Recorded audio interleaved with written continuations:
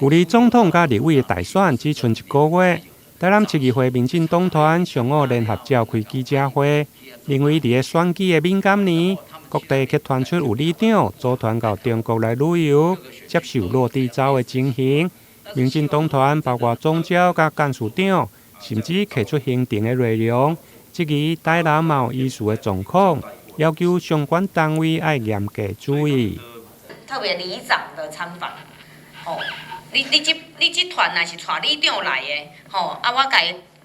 带到什么所在去佚佗，包含着伊的费用，他的费用有人去5天，有人去8天，只要18000，根本就是只有机票钱，来回9000、18000。可是他可以住8天，他可以在这个饭店住宿，包含吃，包含去玩，包含交通费，这样子18000这么优惠的价格去吸引大家去那边游玩。当然去游玩我们从来都不拒绝，但是你用特定的人士，用特定的价格吸引特定的人到那边去做大内宣，甚至想要洗脑大家变两岸一家亲，这样的模式是不是温水煮青蛙的模式？甚至我们先不管去的人是谁，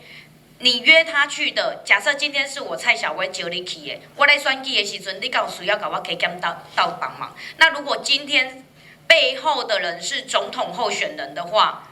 这样子是不是也间接的影响到我们的选举？我们必须要去注意的，那到底他们中国有没有介入到这一次的大选里面？这是我们让人匪夷所思的地方。那非常频繁的，特别在今年多次，而且在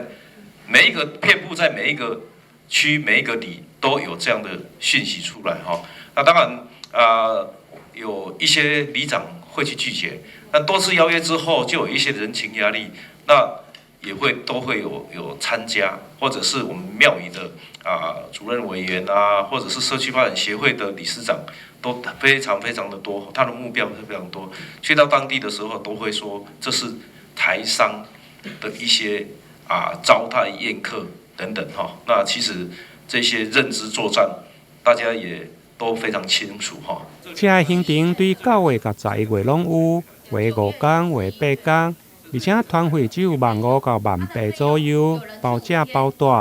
民进党团认为，如果是纯粹的旅游还好，不过若是透过假的交流介入选举，就真唔好。拒绝中国假交流真借权，拒绝中国假交流真借权。台南新闻林根采访报道。